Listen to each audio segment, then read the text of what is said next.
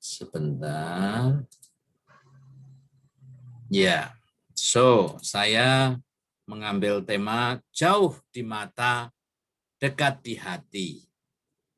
Tetapi dalam tanda tanya, Bu, dan para sahabat. Apa maksudnya? Dari gambar kita bisa melihat, saya mencoba mencari gambar untuk melihat bagaimana Allah, apakah Allah kita itu Allah yang jauh, atau Allah yang sungguh-sungguh terlibat, Allah yang sungguh-sungguh memberikan tangannya bagi kita yang mungkin ada dalam kesulitan, atau membiarkan kita tenggelam, dan lain sebagainya. Nah, berikut ini saya memberikan beberapa latar belakangnya. Latar belakangnya yang pertama adalah karena Ibu Regina. Ibu Regina mengatakan kepada saya bahwa bacaan kitab suci, khususnya bacaan Injil hari ini katanya sangat indah. Lalu saya mencoba melihat-lihat, dan tentu saya kaitkan dengan kitab suci. Nah, muncullah judul jauh di mata, dekat di hati. Nah, dari judul ini, saya mau menyampaikan apa? Yang pertama, karena saya terpanggil untuk ikut ambil bagian dalam menegaskan aspek-aspek Allah Trinitas. Dan tema ini, jauh di mata, dekat di hati, menurut saya tema yang relevan dan menantang dalam perjalanan iman kita. Maka judulnya atau temanya saya kasih tanda tanya. Artinya apakah sungguh Tuhan itu jauh di mata, dekat di hati? Kalau jauh di hati, tentu itu sebuah cita-cita dan seharusnya. Tetapi apakah jauh di mata? Well, kita lihat nanti. Lalu yang terakhir, tentu ini menjadi salah satu intisari dan kekasan iman Katolik yang seharusnya kita tahu dan kita resapkan, kita dalami bersama-sama. Baiklah, kita akan melihat dulu dua bacaan yang saya sebutkan tadi. Saya akan bacakan secara cepat saja. Bacaan pertama dan bacaan Injil hari ini. Bacaan yang pertama diambil dari Kejadian bab 28 ayat 10 sampai 22. Maka Yakub berangkat dari Berseba dan pergi ke Haran. Ia sampai di suatu tempat dan bermalam di situ, karena matahari telah terbenam. Ia mengambil sebuah batu yang terletak di tempat itu dan dipakainya sebagai alas kepala, lalu membaringkan dirinya di tempat itu. Maka bermimpilah ia, di bumi ada didirikan sebuah tangga yang ujungnya sampai di langit. Dan tampaklah malaikat-malaikat Allah turun naik di tangga itu. Berdirilah Tuhan di sampingnya dan berfirman, Akulah Tuhan, Allah Abraham, nenekmu dan Allah Ishak. Tanah tempat engkau berbaring ini akan kuberikan kepadamu dan kepada keturunanmu. Keturunanmu akan menjadi seperti debu tanah banyaknya. Dan engkau akan mengembang ke sebelah timur, barat, utara, dan selatan, dan olehmu serta keturunanmu, semua kaum di muka bumi akan mendapat berkat. Sesungguhnya aku menyertai engkau, dan aku akan melindungi engkau kemanapun engkau pergi, dan aku akan membawa engkau kembali ke negeri ini, sebab aku tidak akan meninggalkan engkau, melainkan tetap melakukan apa yang kujanjikan kepadamu. Ketika Yakub bangun dari tidurnya, berkatalah ia, sesungguhnya Tuhan ada di tempat ini, dan aku tidak mengetahuinya. Seperti jauh di mata, dekat di hati, bukan? Tidak mengetahuinya. Ia takut dan berkata, alangkah dahsyatnya tempat ini. Ini tidak lain dari rumah Allah. Ini pintu gerbang surga. Keesokan harinya, pagi-pagi, Yakub mengambil batu yang dipakainya sebagai alas kepala dan mendirikan itu menjadi tugu dan menuangkan minyak ke atasnya. Ia menamai tempat itu Betel. Dahulu nama kota itu Luz. Lalu bernazarlah Yakub, jika Allah akan menyertai, ini saya tegaskan, menyertai, Allah yang menyertai, Allah yang terlibat, dan akan melindungi aku di jalan yang kutempuh ini, memberikan kepadaku roti untuk dimakan dan pakaian untuk dipakai, sehingga aku selamat kembali ke rumah ayahku, maka Tuhan akan menjadi Allahku. Dan batu yang kudirikan sebagai tugu ini akan menjadi rumah Allah. Dari segala sesuatu yang engkau berikan kepadaku, akan selalu kupersembahkan 1/10 kepadamu. Para sahabat, sedikit renungan dari bacaan pertama ini. Tidak ada seorang pun yang sempurna. Ini yang harus kita pahami, yang kita harus sadari bersama-sama. Tidak ada orang yang sempurna tanpa kesalahan.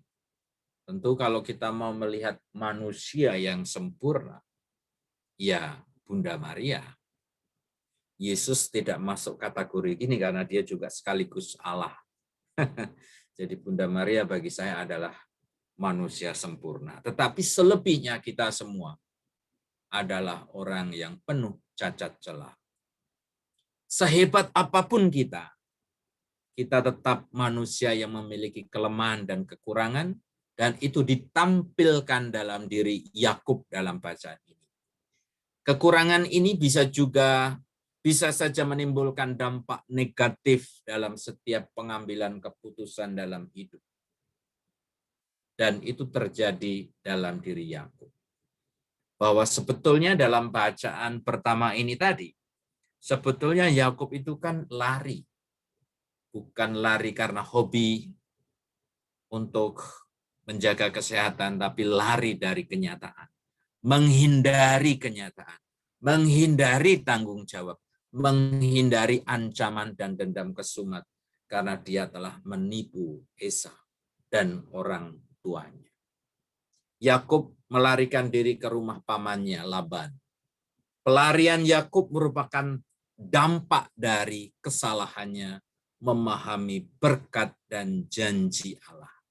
Ia memahami berkat Allah hanya dari sisi lahiriah. Ia tidak melihat janji Allah dari sisi rohani dengan datangnya Mesias sebagai juru selamat dunia melalui garis keturunan Adam. Pada akhirnya, kisah pelarian Yakub menimbulkan tragedi kehidupan.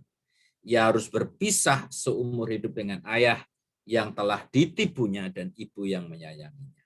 Nah, dalam keadaan seperti itu, dalam keadaan terpisah, dalam keadaan di mana dia ada dalam keterasingan, Allah hadir melalui mimpi. Setelah Yakub harus belajar melewati berbagai macam ancaman dan hidup yang jauh dari comfortable. Bahkan ia harus tidur di tempat terbuka dengan batu sebagai alas kepala. Sekali lagi ini membuktikan Allah yang terlibat. Satu hal yang tidak pernah diduga oleh Yakub adalah Allah Abraham dan Ishak menyatakan diri dalam mimpi. Ia menyadari bahwa tempatnya itu dipakai Tuhan untuk menyatakan keberadaannya yang menaungi dan melindungi Yakub. Peristiwa yang mencerahkan dan menguatkan dari Tuhan bertujuan meluruskan jalan kita. Nah, poin ini yang penting. Ketidaksempurnaan kita dapat dipakai Tuhan untuk menggenapi rencananya. Hal tersebut dapat terlaksana jika kita mau membuka diri, dibentuk, dan merespon sapaan dan uluran tangan Allah. Nah, lalu saya menyimpulkan dari bacaan pertama ini bahwa Allah ingin bukan hanya dekat di hati, tetapi sungguh-sungguh dekat di mata dan di kaki. Artinya dia sungguh-sungguh secara fisik menyertai umatnya, menyertai orang yang dikasihinya. Allah selalu menyertai, Allah peduli dan terlibat. Yang ini akan diperdalam lagi di dalam bacaan Injil hari ini. Mungkin yang sudah mengikuti perayaan Ekaristi sudah membaca ini. Sementara Yesus berbicara demikian kepada mereka, datanglah seorang kepala rumah ibadat lalu menyembah dia dan berkata, anakku perempuan baru saja meninggal, tetapi datanglah dan letakkanlah tanganmu atasnya, maka ia hidup. Saya memberikan penegasan pada kata datanglah dan letakkanlah tanganmu. Jadi tuntutan dari seorang kepala ibadat ada keterdekatan secara fisik. Lalu Yesus pun bangun dan mengikuti orang itu bersama-sama dengan murid-muridnya. Pada waktu itu seorang perempuan yang sudah 12 tahun lamanya menderita pendarahan, maju mendekati Yesus. Secara fisik ingin dekat juga. Diam-diam dari belakang dan menjamah jubahnya dengan sebuah iman atau keyakinan. Asal ku jamah saja jubahnya, aku akan sembuh.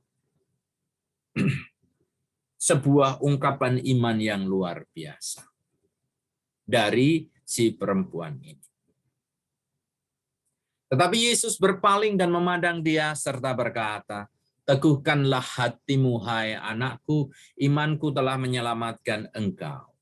Maka sejak saat itu sembuhlah perempuan itu.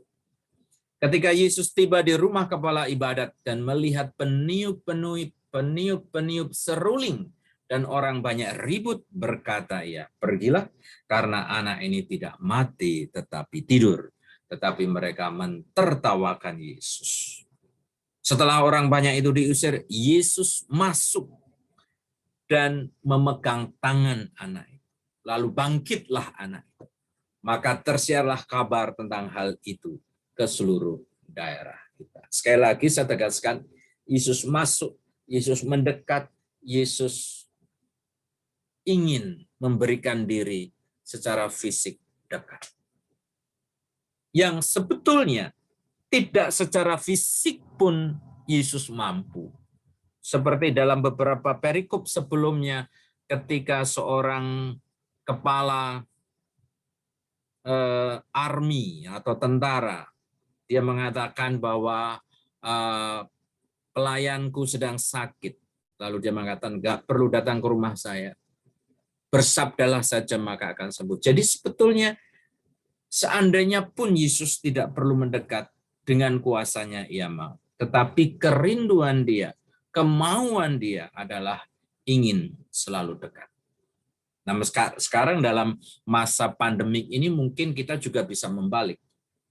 Dengan sebuah keyakinan bahwa meskipun secara virtual, perayaan Ekaristi dalam keadaan yang darurat seperti ini, kita harus yakin bahwa Allah bisa menyentuh kita tanpa harus menyantap tubuh dan darahnya. Tapi sekali lagi dalam keadaan normal, tentu kerinduan kita dan kerinduan Tuhan, kita ingin menyatu. Tidak hanya jauh di mata, tapi dekat di hati dan juga dekat di mata, di seluruh tubuh kita menyatu dengan Tuhan Yesus. Itu kerinduan terdalam dari Tuhan Yesus. Kisah kepala rumah ibadat dan seorang perempuan yang sakit pendarahan menunjukkan betapa Yesus berkuasa atas penyakit dan kematian. Iman kepada Yesus dinyatakan oleh kepala rumah ibadat yang datang menyembah dan memohon belas kasihan untuk menghidupkan anaknya yang mati. Iman yang sama juga terlihat dari kisah perempuan yang sakit pendarahan selama 12 tahun lamanya, menunjukkan bahwa sebetulnya manusia sehebat apapun sudah tidak ada yang bisa menyembuhkan dia. Dan hanya Tuhan Yesus yang bisa.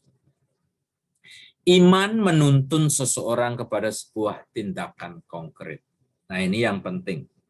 Kita mengaku diri mengimani Tuhan Yesus, tetapi ketika itu tidak menjadi trigger, tidak menjadi sebuah pemantik atau pemancing untuk sampai pada tindakan konkret, ya patut dipertanyakan apakah betul kita itu punya iman. Maka harus terus-menerus mengevaluasi diri. Seperti kepala rumah ibadah dan perempuan yang sakit pendarahan mengalami kebuntuan atas persoalan hidup. Di tengah-tengah kondisi yang pelik, rumit, mereka memilih mencari, berharap, dan beriman kepada Yesus. Ini yang penting ya. Dalam keadaan sesulit apapun, seharusnya dia yang kita cari. Tetapi teman-teman, jangan menjadi naif. Naif maksud saya gini, kita dengan naifnya mengatakan pokoknya saya hanya butuh Yesus, aku tidak mau yang lain, saya tidak mau dokter, saya tidak mau taat dengan polisi atau pemerintah, tidak mau mengikuti protokol kesehatan. Padahal Tuhan Yesus bisa jadi dan pasti itu bekerja melalui orang-orang yang kita tolak tadi. Nah, maka kadang-kadang mengimani Yesus atau berharap Yesus, kita juga harus ada keterbukaan bekerja sama dengan orang-orang di sekitar kita. Maka percaya bahwa Yesus adalah satu-satunya solusi yang dapat memberikan pengharapan kepada mereka. Tindakan iman seperti apa yang harus kita lakukan di tengah persoalan hidup kita yang menghimpit? Ini pertanyaan untuk kita renungkan.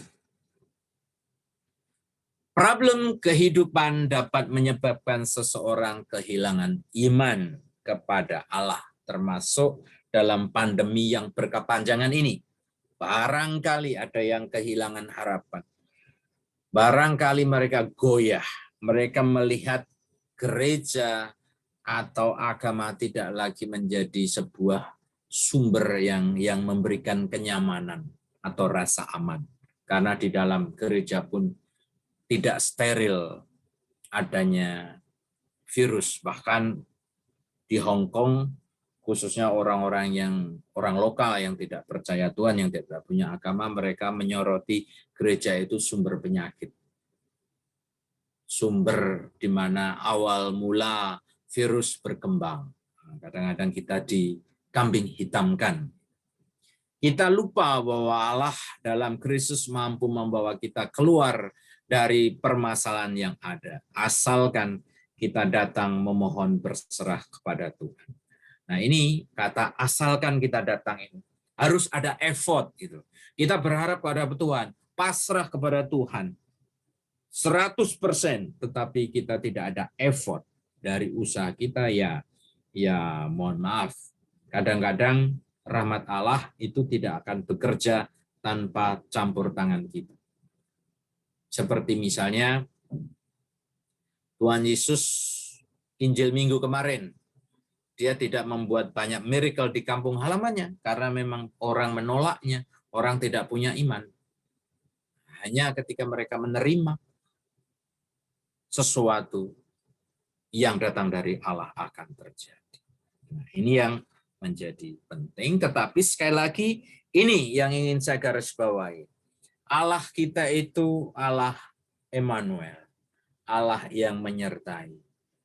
Gusti mboten sare, Allah itu tidak tidur, itu ada. Maka sebetulnya itulah esensi ajaran gereja yang kadang-kadang sulit kita paham. Yang teman-teman kita yang tidak Katolik sering bertanya, Allahmu itu tiga, Trinitas, bagaimana kita itu memahami. Saya pernah ditanya oleh teman Muslim, tapi pertanyaannya itu kayak ngejek. Maka saya pun tidak menjawab serius. Saya juga bergurau. Dia mengatakan Allahmu tiga, ya Allah saya tiga, bagus. Jadi kalau yang satu mati masih ada dua. Nah, saya tidak mau berdebat dengan orang yang tidak serius bertanya. Tetapi saya ingin menjelaskan Trinitas melalui cara seperti ini. Mengapa Allah ingin mendekat? Mari kita gali makna Allah, bahwa Allah itu transenden. Transenden itu jauh. Itu diwakili oleh pemahaman kita akan Allah Bapa. Allah seperti ini melihat matahari di langit.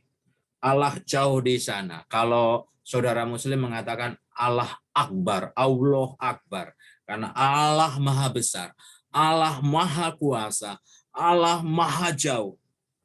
Maka dulu saya sering bergurau dengan teman Muslim. Mereka itu gereja lagi. Masjidnya itu kan sound systemnya kan di luar. Sedangkan gereja kan nggak ada. Nah, guruannya adalah karena Allahmu adalah Allah yang maha jauh, maka doamu harus dikumandangkan sekeras mungkin supaya Allah yang jauh itu akan mendengarkan. Tetapi joke itu ketika saya pergi ke India tidak bisa saya pakai karena ternyata gereja-gereja di India meskipun minoritas juga, tetapi sound systemnya itu di luar. Itu indahnya India, tapi India Selatan ya, yang sering terjadi konflik antar agama itu di utara. Tapi di selatan itu budaya saling mengganggu satu sama lain, mengganggu dalam arti positif, tidak berkelahi, itu indah gitu. Kita simbol-simbol keagamaan terbuka di tempat umum nggak masalah. Nah, ini saya hanya bergurau saja bahwa ternyata gereja-gereja di India juga menggunakan sound system di luar, jadi mengundang umat itu kadang-kadang dengan nyanyi-nyanyi supaya mereka datang untuk misa. Nah, Allah kita adalah Allah Akbar, sama dengan saudara Muslim, transenden.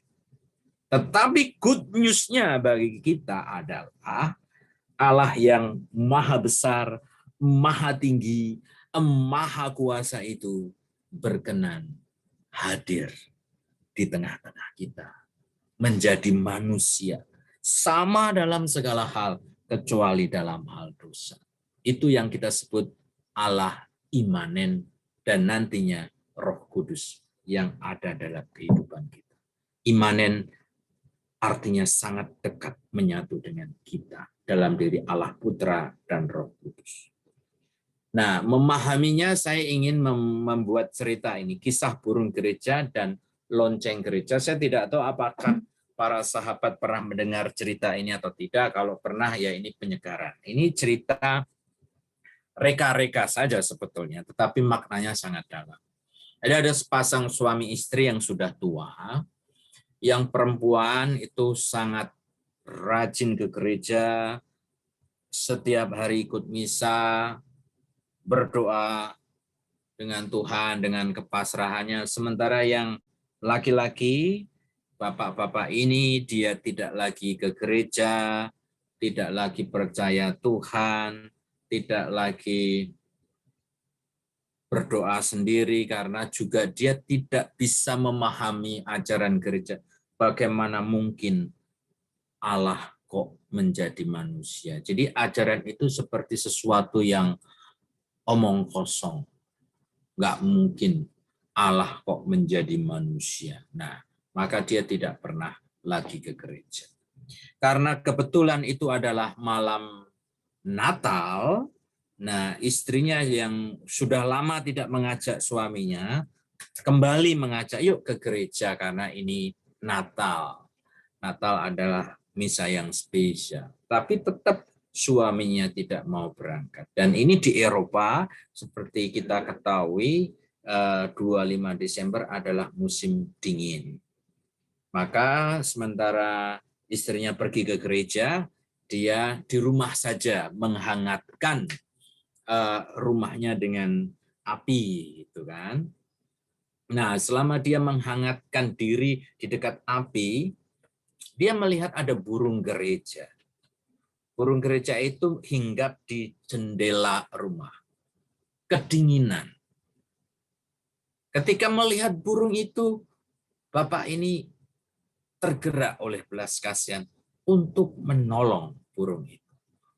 Supaya burungnya masuk. Karena di dalam rumahnya lebih hangat. Maka dia buka jendelanya pelan-pelan supaya burung itu masuk. Tapi alih-alih burung itu mau masuk, malah lari yang lebih jauh lagi. Mungkin dia hinggap di pojok yang lain. Nah, Bapak itu kembali berusaha mendekati, ingin menjadi penolong, ingin menjadi teman, tapi alih-alih dia diterima oleh si burung malah lari ketakutan. Pas saat itu dia mendengar lonceng gereja. Teng teng teng teng, lagu Haleluya, kemuliaan dinyanyikan, menyanyikan kehadiran Tuhan Yesus dalam Natal. Lalu Bapak itu tiba-tiba tercerahkan hatinya. Why? Tercerahkan begini. Dia sedang ingin menolong burung. Dia sedih tidak berhasil menolong burung. Karena apa? Karena si burung lari ketakutan, menyangka dia ingin menangkap burung. Mengapa itu terjadi? Karena dia datang kepada burung masih dalam bentuk manusia. Coba aku menjadi burung seperti dia. Pasti dia akan menerima saya. Nah, ketika lonceng itu dibunyikan, oh, kalau begitu, mengapa Allah menjadi manusia? Supaya kita tidak takut. Supaya kita bisa mengerti, oh ternyata Tuhan ingin menolong, bukan ingin menangkap. Menjadi sesama supaya saya ada kemauan juga untuk dekat. Nah, itulah salah satu makna Allah yang ingin mendekat, Allah yang ya inilah intisari Trinitas, di mana Allah merasa perlu untuk dekat, untuk menjadi sama dengan kita. Bukan hanya dekat di hati, tapi juga dekat di mata. Dan itu nanti menjadi sebuah kekasan Kristiani, Katolik khususnya, karena apa? Karena hanya di dalam Katolik Allah bisa kita lihat, bahkan kita cecap, yaitu dalam Ekaristi. Agama mana yang ada? Allah mereka tetap Allah yang jauh. Allah mereka tetap Allah yang abstrak. Tapi Allah kita sungguh hadir. Bisa kita lihat dan kita makan. Nah, itu nanti kita lihat dalam poin tentang Ekaristi. Cerita kedua, apakah Allah peduli? Kita akan mencari bukti atau evidence apakah Allah itu sungguh-sungguh ada di tengah-tengah kehidupan kita, terlibat dan ingin menolong kita. Dan seandainya itu tidak terjadi karena apa? Nah, ini cerita ini juga sangat famous, kisah seorang tukang cukur dan lelaki berambut panjang. Mungkin teman-teman sudah pernah mendengar, bahkan ini ada ada videonya ini. Seorang pastor di Italia sedang cukur, tapi Baiklah, kita bercerita lagi. Jadi ada seorang laki-laki, saya tidak mengatakan pastor, buat cerita baru aja. Seorang laki-laki datang ke sebuah tempat salon atau untuk memotong rambut lah, bukan salon. Pergi ke seorang tukang cukur. Nah, ketika proses pencukuran itu biasalah mereka ngobrol-ngobrol.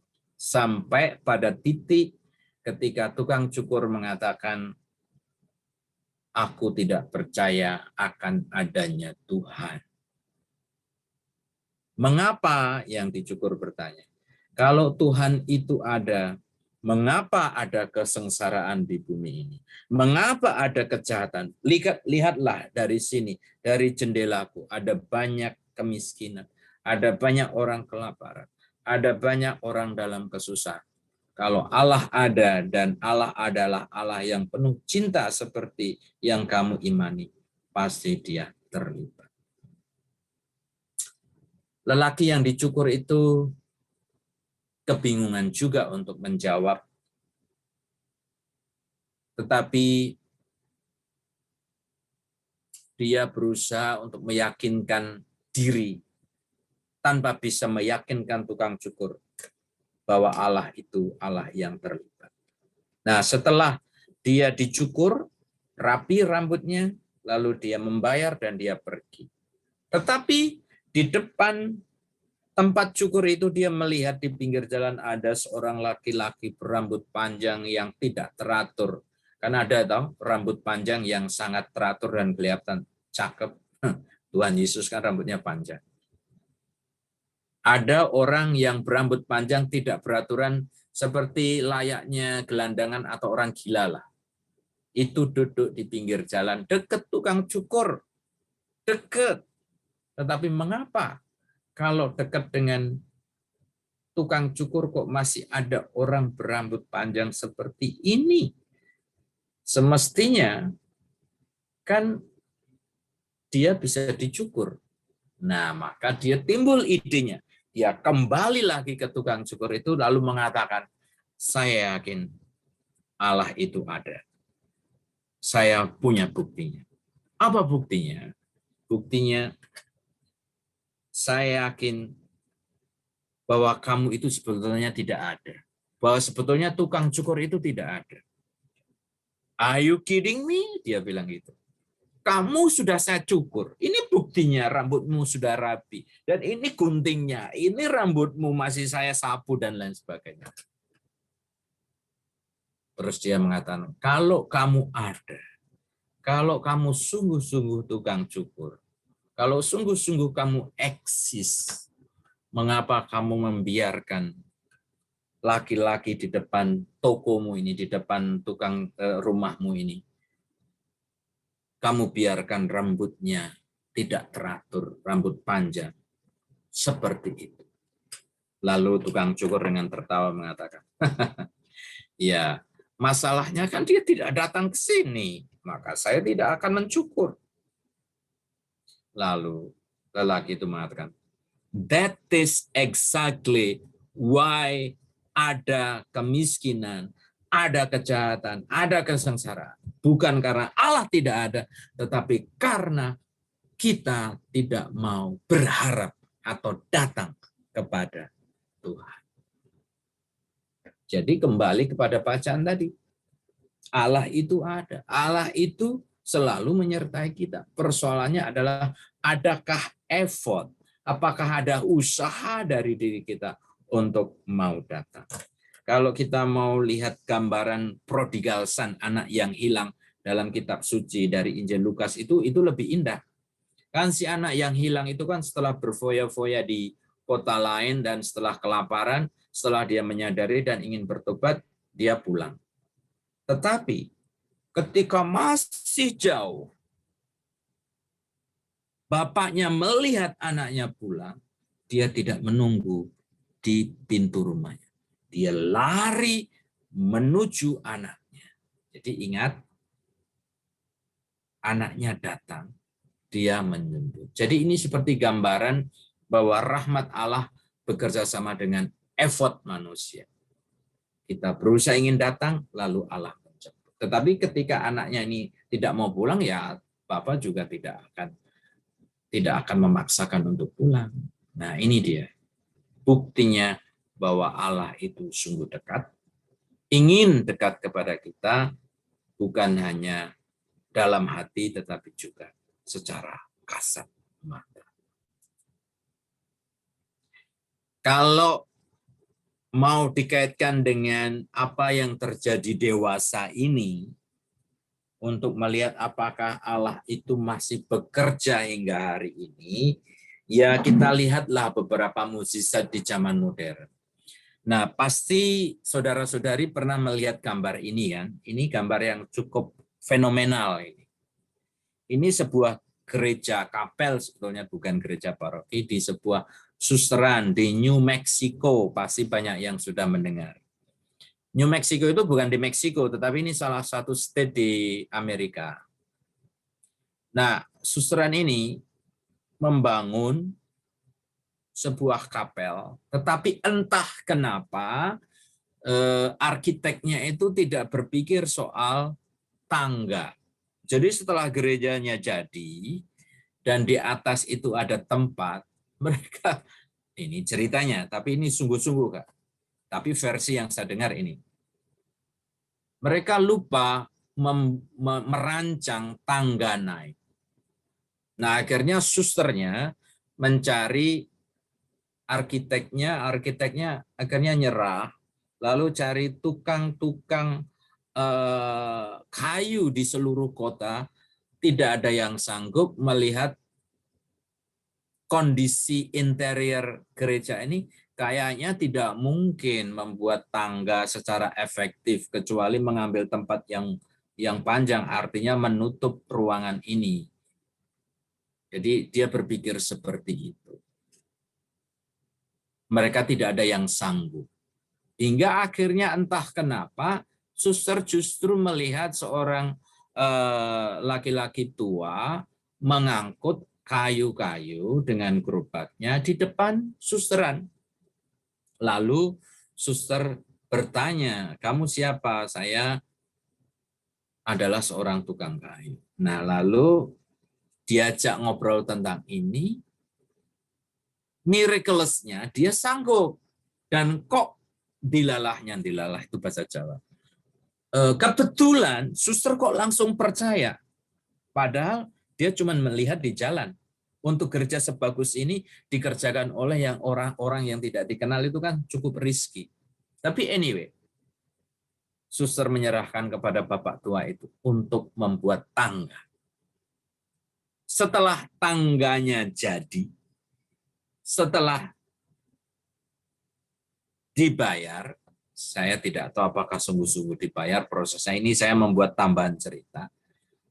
Laki-laki itu pergi tanpa meninggalkan alamat, dan setelah itu kabar tersiar bahwa menurut arsitek atau ahli bangunan, this is impossible, kayu-kayu ini bisa berdiri tanpa ada penguat atau apapun. Jadi secara ilmu arsitek atau ilmu bangunan, ini bisa runtuh kayu ini. Bisa runtuh. Tapi miraculousnya, mujizatnya, ini kuat, tahan sampai sekarang seperti ini. Dan menurut penelitian, kayu-kayu ini tidak ada di Amerika. Lalu siapakah laki-laki? Kan dia hilang begitu saja karena nggak ada alamat. Setelah melalui proses panjang, kita meyakini dia adalah Santo Yosef yang menampakkan diri. Bapaknya Yesus. Percaya atau tidak percaya, miracle semacam ini memang ada yang mungkin beritanya terlalu dibesar-besarkan, tapi saya yakin Allah bekerja sampai hari ini dengan miracle-miracle-nya. Tentu tidak di semua tempat. Ada tempat-tempat tertentu, gereja biasanya tidak segera mengumumkan apakah ini betul-betul miracle yang objektif atau tidak. Hati-hati biasanya. Tapi saya juga tidak tahu apakah ini sudah diumumkan secara resmi sebagai sebuah miracle yang diterima oleh gereja universal atau tidak. Tapi berita-berita di media, ini sebuah miracle. Kalau ini memang benar, ini bukti Allah itu tidak tidur. Allah sungguh mewujud nyata melalui Santo Yosef, Bunda Maria, para kudus, Santo Santa yang ada di dalam gereja. Dan tentunya melalui kita semua, Allah bekerja. Tentu untuk kita sebagai manusia yang tidak sempurna, yang tidak seistimewa Santo Santa, tentu lingkup kita adalah menjadi sarana keselamatan Tuhan untuk yang lingkungan yang sekecil, misalnya dalam keluarga kita dan lain sebagainya. Satu lagi saya ingin memberikan bukti bahwa Allah itu sungguh-sungguh terlibat dalam kehidupan kita, bukan hanya dekat di hati, tetapi juga dekat di mata, di dalam mulut, dan di dalam tubuh kita, yaitu perayaan Ekaristi. Ekaristi itu adalah bukti di mana Allah bisa kita lihat. Hanya di dalam Katolik ini khas, unik hanya Katolik. Karena Protestan, ada Protestan tertentu yang punya Ekaristi tapi biasanya tidak setiap hari. Mungkin pas Paskah aja, dan tentunya apakah itu sebuah Ekaristi kita tidak tahu. Tapi kita meyakini bahwa anggur dan roti yang dikonsekrir oleh seorang imam yang ditapiskan itu sungguh-sungguh menjadi Tuhan. Bisa kita lihat. Sulit memang kita percaya bagaimana roti seperti ini bisa dianggap Tuhan. Tetapi lihatlah di sini. Ada banyak kisah mukjizat Ekaristi yang saya tidak ingin bercerita sebagai PR saja, karena saya yakin teman-teman pasti banyak mendengar. Ada banyak mukjizat Ekaristi di aneka negara belahan dunia yang menceritakan tiba-tiba tubuh Kristus itu sungguh-sungguh menjadi daging. Darah Kristus itu sungguh-sungguh menjadi darah. Sudah diteliti oleh ahli-ahli dan itu betul-betul genuine menjadi darah manusia dan menjadi daging. Nah, mungkin bagi teman-teman yang sudah siarah mungkin di Roma, di Italia, atau di negara-negara Katolik lainnya, atau di Tanah Suci, pernah melihat miracle seperti ini. Sekali lagi, ini menjadi bukti bahwa Allah itu bukan hanya ingin dekat di hati kita, tapi sungguh-sungguh dekat segala-galanya dalam arti fisik. Nah, maka hal terindah menjadi orang Katolik adalah Allah menjemput kita. Allah tidak hanya ada di kerajaannya, di sky yang jauh, yang akbar, yang berkuasa, tapi juga Allah yang mau menjadi teman. Allah yang menjadi roh yang menghidupkan gerak dan langkah hidup kita. Jadi itulah teman-teman yang bisa saya berikan hari ini. Terima kasih, Tuhan memberkati. Saya kembalikan ke moderator. Tentu saya tetap terbuka jika ada yang ingin bertanya atau ingin men-sharingkan pengalaman hidupnya, khususnya pengalaman bagaimana Allah terlibat dalam hidup Anda. Tentu kalau mau bercerita poin yang lain, you are most welcome.